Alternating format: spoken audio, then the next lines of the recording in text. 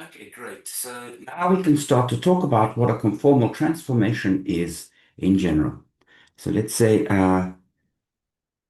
what is a conformal transformation?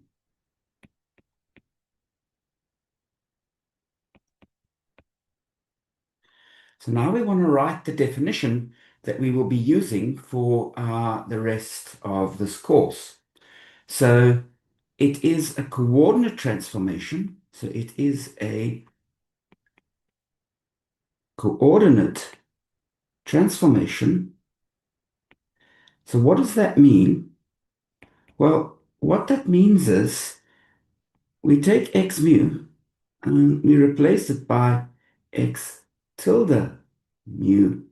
And this is some collection function of functions, f mu of x. So this is just the usual thing, like when you go from the x and y coordinates to, say, r and theta coordinates. But the thing that is important is it's a coordinate transformation that preserves this quantity that we identified above. And I hope you've got some good intuition for this quantity. This quantity, by preserving that, we're saying nothing more that when a conformal transformation, let me just fix that. We're saying nothing more that when a conformal transformation acts, it doesn't change the angles between any two lines that are acting. So that's the geometrical picture that you should have in your mind. G sigma tau. So this is the quantity that we want to keep invariant. Okay, good. So what is a conformal transformation? This is it. This is what a conformal transformation is. Now, let me make an observation that is going to be enormously helpful. In a conformal transformation, so a conformal transformation takes. Now, when we're writing this down, we're not just thinking about flat space-time. Most of the time in this course, we will study flat space-time, but everything that we're saying here has a generalization to curved space-times. And in fact, for many of the exercises that I give you, I will be asking you to work out what is the curved space version of the flat space transformation that we wrote down. So I'm going to tell you what a conformal transformation is in terms of a general metric. This could be for some curved spacetime. So conformal transformation takes our metric G mu nu into a new metric. Let's call this G tilde mu nu. And how is G tilde related to G? Well, it is lambda of x squared times by G mu nu. This quantity, lambda of x, this is any real number for each point x, but non-zero. So let me just write here non-zero. So why do we have lambda squared of x there? Well, you know that metrics measure lengths, and so we don't want to change the sign of the metric. We want proper lengths to be positive before we do the transformation and after we do the transformation. So we want the scale in front of the metric to be positive, but because we've got lambda squared, that means lambda can be positive or negative, so not too constrained, but it does have to be non-zero, okay? So that's important. Good.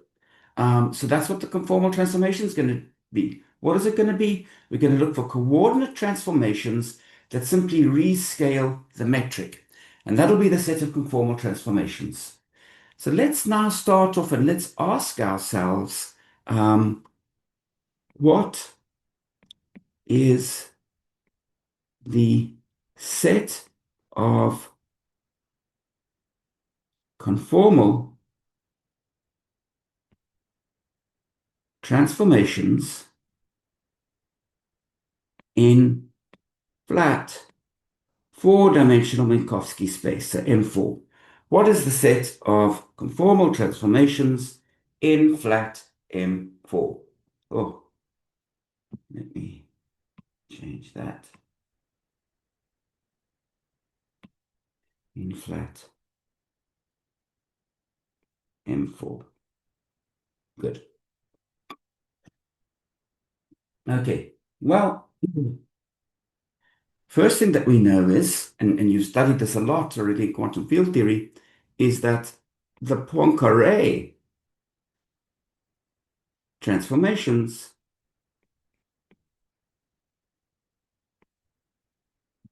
leave eta mu nu invariant. So if the coordinate transformation that we were studying was a Poincare transformation, so we send x mu into x tilde mu equal to, so actually, well, we can say exactly what we do. We take x mu into x tilde mu, and then what's the form of the Poincare transformation? Well, we have this lambda mu nu x nu, and if you remember, what was this lambda representing? This was the set of Lorentz transformations, and that meant rotations. This meant rotations and boosts. Okay, so if you have to think about the parameters that characterize this transformation, there would have been three angles, let's just call it theta I, and three boosts, phi I. So a total of six different transformations. You can perform three independent rotations and three independent boosts. And then there would also have been plus an A mu. And A mu would have been here for translations. Ah, so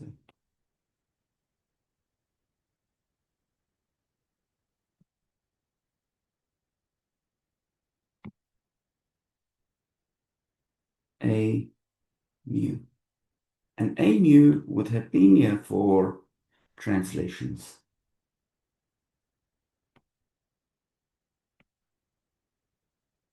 So we can translate in any one of four directions, okay?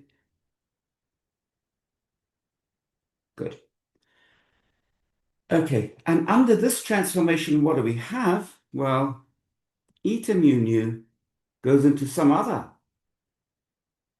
metric, eta tilde mu nu, and we know that the Poincare transformation leaves the metric invariant. So we know that Poincare transformation is an isometry, and that means symmetry of the metric. Okay, so ordinary quantum field theory would have would be invariant under a subset of the conformal transformations, because ordinary quantum field theory is Poincare invariant. But the conformal transformations are larger. They include other things. So let's now look at an example of a conformal transformation that is not a Poincare transformation.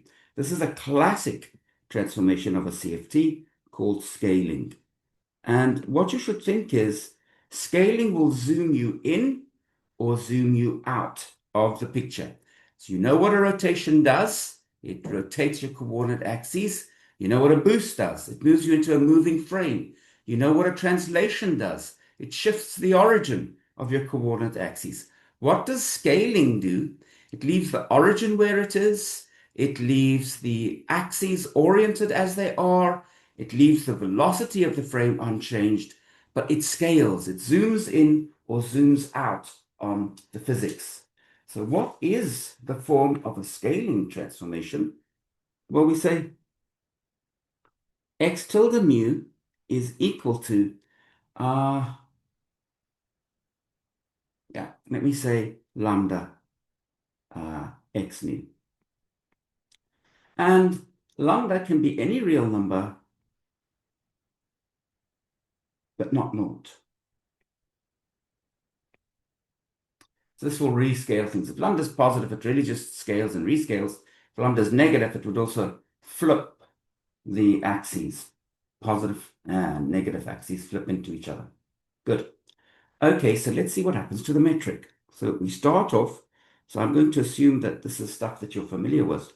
So we've got dx tilde mu, dx tilde mu, dx tilde nu. So that's just g mu nu contracted with dx tilde mu and dx tilde nu. And now we're going to change coordinates. So this is just g tilde mu nu. Now we just use the chain rule to write dx tilde mu as dx tilde mu d alpha, dx alpha, and then dx tilde mu dx beta dx beta. So now we've got a couple of these partial derivatives to compute. Let's do it down below. This is not a difficult calculation. So we've got dx tilde mu dx alpha, but we know what dx tilde nu is. It's just lambda. Oh, sorry guys, I don't know what I was doing here. We rescale the coordinate, but we certainly don't change its name, okay? So x tilde mu is equal to lambda x mu. So now down below, we've got d by dx alpha of lambda x mu. Well, the lambda is just a constant, okay? So I should have been more specific about this. This lambda is a constant. And in that situation, when we take this derivative, well, the lambda sails out, no problem. And then dx mu dx alpha is just a delta mu alpha. So let's use this result above. So we've got g tilde mu nu. We'll get a lambda from the first term, lambda for this derivative. And then we'll have a delta function from the dx tilde mu dx alpha, which will set the dx alpha into a dx mu. So we'll get a dx mu. Good. Dot, dot. And now for this last term, we'll again get a lambda, and we'll get a dx nu. Okay. At the risk of really saying more than I should, that over there is that over there, and that over there is that over there. Okay. So now, if we sum these terms, what do we get? Well, the lambda times the lambda is a lambda squared. And then we've got g tilde mu nu dx mu dx nu. But this is the length of this interval dx mu. And in the dx mu coordinates, we would say that this is measured by g mu nu dx mu dx nu. So it is now very easy to read off. Let me just move this. I feel like I'm running out of space. Let me move this. Now it's very easy to read off. What did we learn?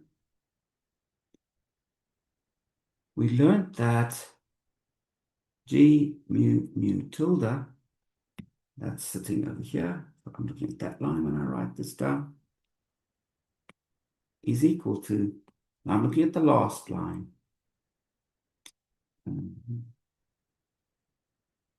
So I'll say g, sorry, let me rather write it like this. And I'm just looking at this line over here.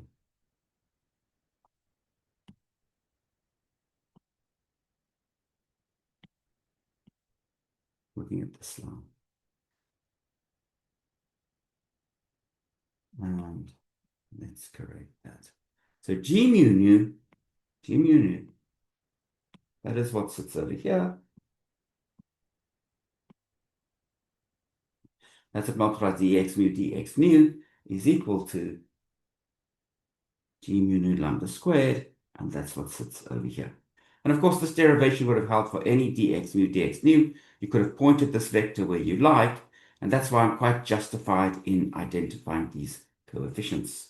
So what you can see very easily is that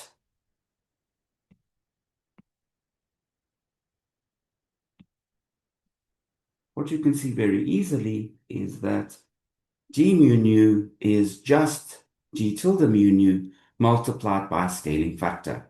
And this is what we said was a conformal transformation. Okay, we'll continue in a minute.